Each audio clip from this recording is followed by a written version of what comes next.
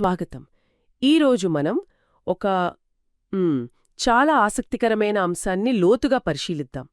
అదేంటంటే సుక్కోత్ పండుగ. ఇంకా ఒడంబడిక పునరుద్ధరణ అనే ఒక భావన ఉంది కదా, దాన్ని మరి ముఖ్యంగా యెషూవా అనే వ్యక్తిని బీట్ ఇస్రాయెల్ ఇంటర్నేషనల్ వాళ్ళు గడ్డి ఎఫ్రాయిం నోట్స్ వెలుగులో ఎలా చూస్తున్నారో తెలుసుకుందాం. మన చర్చకు ముఖ్య ఆధారం బీట్ ఇస్రాయెల్ ఇంటర్నేషనల్ వారి ఒక బోధన. దాని పేరు సుక్కోత్ 70 దేశాలు, ఒడంబడిక పునరుద్ధరణ మరియు మెస్సయా యొక్క కాంతి. దీంతోపాటు గడ్డే ఎఫ్రాయిం నోట్స్ నుంచి వచ్చిన కొన్ని ఆలోచనలు కూడా ఉన్నాయి. ఎందుకు ఈ చర్చ అంటే, యూదు సంప్రదాయం, ఒడంబడిక, అందులో యెషూవా పాత్ర, వీటన్నిటినీ సుక్కోత్ పండుగ ఎలా ప్రతిబింబిస్తుందనే దానిపై వారి ప్రత్యేకమైన దృష్టికోణాన్ని అర్థం చేసుకోవడమే. ముఖ్యంగా యూద యెషూవా హాడ్జాడిక్ అంటున్నారు కదా, ఆ భావన అంటే ఒక సాంప్రదాయ యూదు ఆలోచనా విధానంలో హసిడిక్ నేపథ్యంలో యెషూవాను ఎలా చూస్తున్నారనేది నిజంగా కొంచెం ఆలోచించాల్సిన విషయం. సరే, దీన్ని విడమర్చి చూద్దాం. ముందుగా బీట్ ఇస్రాయెల్ ఇంటర్నేషనల్ వాళ్ల గురించి కొంచెం తెలుసుకుందామా? వారి మార్గం ఏంటి అసలు? వాళ్ల ప్రకారం వాళ్ల లక్ష్యం విశ్వసృష్టికర్తను పూజించడం, పవిత్రతతో, భయభక్తులతో, తోరాను గట్టిగా పట్టుకోవడం, విగ్రహారాధన అస్సలు ఉండకూడదు, యూదు హలచా అంటే ఆ ధర్మశాస్త్రం ప్రకారం నడుచుకోవడం, ఇంకా పూర్వపు త్సాడికిం అంటే ఆ నీతిమంతులు, మార్గదర్శకులు, వాళ్ల అడుగుజాడల్లో నడవడం, మష్యాక్ బెన్ డేవిడ్ రాకడ కోసం ప్రపంచాన్ని సిద్ధం చేయడం, ఇవి వాళ్ల నమ్మకాలు. అవును, వాళ్ల విధానం చూస్తే స్పష్టంగా తోరా యూదు సంప్రదాయంలో చాలా లోతుగా పాతుకుపోయింది. వాళ్లు నొక్కి చెప్పే ఒక ముఖ్యమైన విషయమేంటంటే ఆ టిక్కున్ బ్రిత్ హదష. టిక్కున్ బ్రిత్ హదష అంటే? టిక్కున్ అంటే మరమ్మత్తు, పునరుద్ధరణ అనుకోవచ్చు. బ్రిత్ హదష అంటే నూతన ఒడంబడిక. అయితే ఇక్కడొక ముఖ్యమైన తేడా ఉంది. తోరాహ్ నుంచి విడిపోవడం కాదు, దాన్ని రద్దు చేయడం అస్సలు కాదు. వాళ్ల మాటల్లోనే చెప్పాలంటే తోరాహ్ నుండి విడిపోవడం కాదు, దాన్ని కసించడం. ఇది పదే పదే చెప్తారు. అంటే ఇది బయటనుంచొచ్చిన మార్పు కాదు, తోరాహ్ లోపల్నుంచే వస్తుందంటున్నారు. అలాగా? ఇది చాలా ముఖ్యమైన తేడా కదా. ఖచ్చితంగా. మోషే తోరా అంటే లిఖిత తోరా, ఇంకా హఖామీం అంటే ఋషులు, జ్ఞానులు బోధించిన మౌఖిక తోరా, ఆ జ్ఞానం నుంచే వస్తుందని వాళ్ల నమ్మకం. ఇది కొత్తగా కనిపెట్టింది కాదు, ఉన్నదానిలోనే ఉన్న శక్తిని బయటకు తీయడం లాంటిది.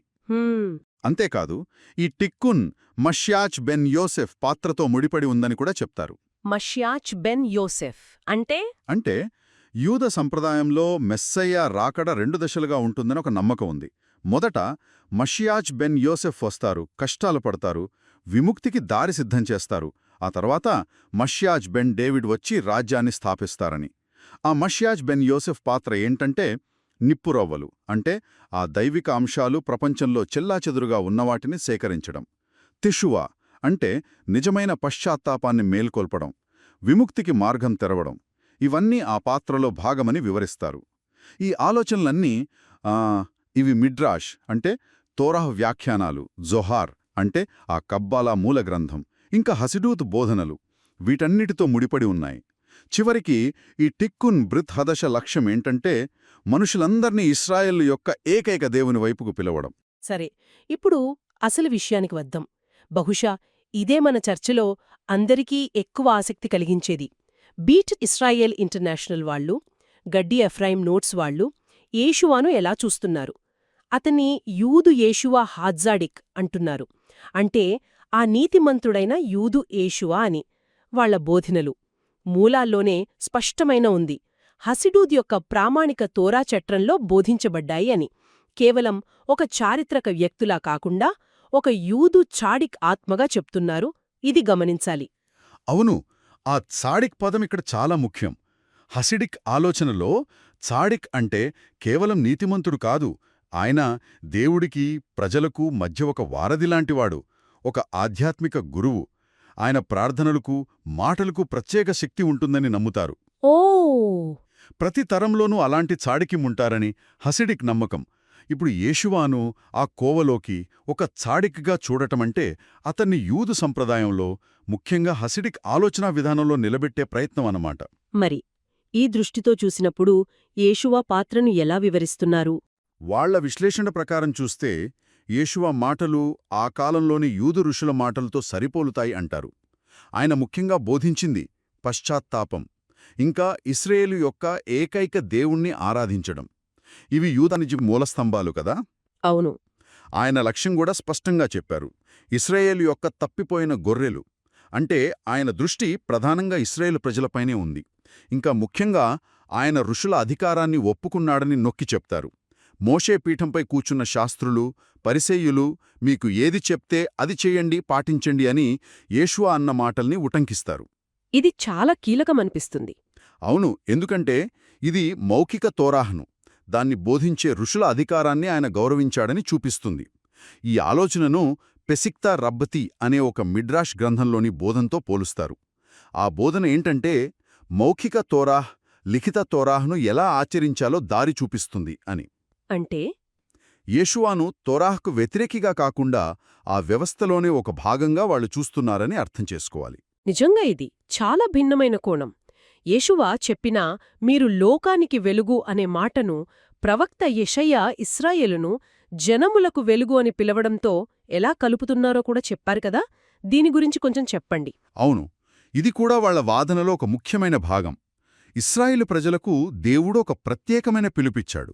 అదేంటంటే ప్రపంచానికి నైతిక, ఆధ్యాత్మిక వెలుగుగా ఉండటం. ఓర్లెగోయిం. యేషువా తన అనుచరులను మీరు లోకానికి వెలుగు అన్నప్పుడు వాళ్లు దాన్ని ఆ ఇశ్రాయేలీల పిలుపుకు కొనసాగింపుగా చూస్తారు.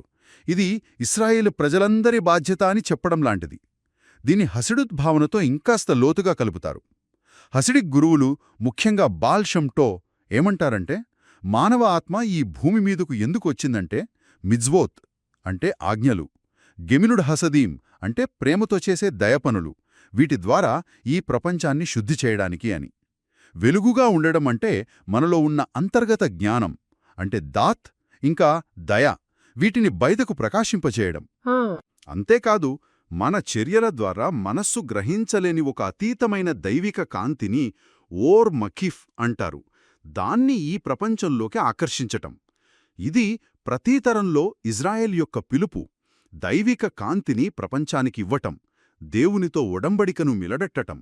కాబట్టి యేషువ మాటలను ఈ పెద్ద చిత్రంలో అంటే ఇజ్రాయేలియ పిలుపు, హసీటిక లక్ష్యాలు వీట్లో భాగంగా అర్థం చేసుకుంటున్నారు. యూద యేషువా హాడ్జాడిగ్ ఈ ప్రత్యేకమైన దృష్టికోణం గురించి బాగానే మాట్లాడుకున్నాం. నవీకరించబడిన నిబంధన టోరాను కొట్టేయదు. దానికి బదులుగా టోరా లోపలున్న వెలుగును, దాని లోతైన అందరికీ వర్తించే అర్థాన్ని బయటకు తెస్తుంది. ఈ పని ఇజ్రాయెల్ యొక్క ప్రత్యేక పిలుపు ద్వారా ఇంకా సద్దీకీంలు అంటే నీతిమంతుల పని ద్వారా ప్రపంచానికి చేరుతుంది. మరి ఈ ఫ్రేమ్వర్క్లో యూదుడైన యెషువా సద్దిక్ పాత్ర ఏంటి? ఆయన్ని ఎలా చూస్తారు? వాళ్ల దృష్టిలో యెషువా తద్జిక్ పాత్ర చాలా చాలా కీలకం. ఆయన ఇజ్రాయెల్తో, దాని సంప్రదాయాలతో, దాని పిలుపుతో కలిసే ఉంటారు, వేరు కాదు. ఆయన ప్రజలను పశ్చాత్తాపపడమన్నారు. అప్పటి జ్ఞానుల అధికారాన్ని గౌరవించారు. ముఖ్యంగా విగ్రహారాధన చేసే దేశాలను కూడా వెనక్కి పిలిచి ఒకే సృష్టికర్త అంటే ఇజ్రాయెల్ దేవుణ్ణి ఆరాధించమని చెప్పారు. ఈ విశ్వజనీన పిలుపులో యెషువా తద్జిక్ ఒక ముఖ్యమైన వ్యక్తి. కాబట్టి సుక్కోత్ పండుగ, దాని ఆనందం, అందర్నీ కలుపుకునే ఆశయం ఇవన్నీ యెషువా తద్జికిచ్చిన ఆ పిలుపుకు, ఆ కలయికకు గుర్తులుగా మారుతున్నాయని ఈ వ్యాఖ్యానమంటోంది. యెషువా తద్జిక్ బోధనలు దీన్ని అర్థం చేసుకోవడానికి ఒక తాళంచెవిలాంటివి. సరిగ్గా చెప్పారు. పండుగలోని ప్రతి అంశం, ఆ నీటి ఆరాధన, ఆ దీపాల వెలుగు, చేతిలో లులావ్, క్రియలకు గుర్తుగా తెల్లబట్టలు, ఆ 7 రకాల స్తుతి, ఇవన్నీ కూడా ఇజ్రాయెల్ కృతజ్ఞతతో దేశాలకు దారి చూపించే భాష అన్నమాట. ఆ గొప్ప జనసమూహం నిజానికి ఒక సుక్కోతు దృశ్యం. ఇజ్రాయెల్ విమోచన పాట భూమి అంతా పాకినప్పుడు ఎలా ఉంటుందో చూపిస్తుంది. దేవాలయంలో 70 బలుల ద్వారా ఆశీర్వాదం పొందిన 70 దేశాలు చివరికి ఆ శాంతి సుక్కా కింద, దేవుని ఆశ్రయం కింద ఒకటిగా చేరడం. సరే, ఇంత విన్నాక మొత్తం మీద దీని సారాంశమేంటి? అంతిమంగా ఈ దృష్టి మనకేం చెబుతోంది? బహుశా ఇదేనేమో. ఆ ఉష్పిజిన్ అతిథుల మంచి గుణాలు, ప్రేమ, క్రమశిక్షణ, సామరస్యం లాంటివి కేవలం ఆ 7 పితరులకే కాదు, ఎంతోమంది హృదయాల్లో రాయబడటం. ప్రతి ఒక్కరూ సృష్టికర్తను స్తుతించే కద్దీష్ ప్రార్థనకు ఆమెనని చెప్పడం. దేవుని నివాసం, ఆ సుక్క, కేవలం ఇజ్రాయెల్తోనే కాదు, మొత్తం మానవాళితో ఉండటం. భూమి అంతా ఆయన మహిమతో నిండిపోవడం, ఆ ప్రవచనాలు నెరవేరడం. బీట్ ఇస్రాయెల్ గడ్డి ఎఫ్రాయిం వాళ్ళు ఈ విధంగా చదవడంలో ఉద్దేశం కూడా అదే అయ్యుంటుందా? ఈ ఐక్యతను చూపించడమా? అవును, వాళ్ళ ఆశ అదే అనిపిస్తుంది. అన్ని దేశాల నుంచి సత్యం కోసం వెతికేవాళ్లు ఈ గొప్ప జనసమూహం దర్శనంలో టోరాస్వరాన్ని, ఇజ్రాయెల్ సంప్రదాయం యొక్క ప్రతిధ్వనిని వినాలని, ఇజ్రాయెల్ మార్గాన్ని, దాని మూలాలను వదలకుండా ఆ షెకీనా నీడలోకి సృష్టికర్త దగ్గరకు నడవాలని వాళ్లు కోరుకుంటున్నారు. మూలాలను, ఆ పాత చట్టాన్ని గౌరవిస్తేనే ఈ విశ్వజనీన నిరీక్షణ స్వచ్ఛంగా ఉంటుందని వాళ్ల నమ్మకం. ఈరోజు మనం చేసిన ఈ లోతైన పరిశీలనలో ముఖ్యమైన విషయాలు గుర్తు చేసుకుందాం. సుక్కోత్ కేవలం ఒక పండుగ కాదు, విశ్వజనీన ఆనందానికి, దైవిక ఆశ్రయానికి, ఆ షెకీనా నీడకు గుర్తు. యెషూవా చద్దిక్ ఈ పండుగను ఆచరించడమే కాదు, దాని లోతైన, అందరినీ కలుపుకునే అర్థాన్ని తన బోధనల ద్వారా బయటపెట్టారని ఈ మూలాలు చెప్తున్నాయి. టిక్కున్ బ్రిత్ హజ్షాలో ఆ గొప్ప జనసమూహమనేది ఇజ్రాయెల్ పండుగలోనే దేశాలన్నీ కలిసి సృష్టికర్తను స్తుతించే ఆఖరి సుక్కోత్ దృశ్యంలాగా కనిపిస్తోంది. యెషూవా చద్దిక్ ఈ ఐక్యతలో చాలా ముఖ్యమైన పాత్ర పోషిస్తున్నారు. ఒక ముఖ్యమైన ప్రశ్న తలెత్తుతుంది కదా. ఏమిటది? బీట్ ఇస్రాయెల్ గడ్డి ఎఫ్రాయిం ఇచ్చిన ఈ దృష్టికోణం యూద సంప్రదాయంలోని ఎన్నో అంశాలను తోరా, హలచా, కబ్బలా, హసిడూత్ ఇంకా యేషోవా అనే వ్యక్తిని కలిపి ఒక ప్రత్యేకమైన సంశ్లేషణగా చూపిస్తుంది. ఇది మనకు ఏం చెప్తోంది అంటే, ఎన్నో ఏళ్లుగా సంప్రదాయాలు తమ చరిత్రలోని సంక్లిష్టమైన వ్యక్తులను గాని, వివాదాస్పద గ్రంథాలను గాని ఎదుర్కొన్నప్పుడు వాటిని తమ వ్యవస్థలోనే, తమ పద్ధతిలోనే మళ్లీ వ్యాఖ్యానించుకునే సామర్థ్యం ఎంతవరకు ఉంటుంది. ఒకే సంప్రదాయంలో వేర్వేరు గ్రూపులు సుక్కోతు లాంటి ఒకే రకమైన పండుగలు, ఆచారాలు పాటిస్తున్నా కూడా ఎలా పూర్తిగా భిన్నమైన వేదాంతపరమైన ముగింపులకు రాగలుగుతున్నాయి. ఇది మనం లోతుగా ఆలోచించాల్సిన విషయం అనిపిస్తోంది.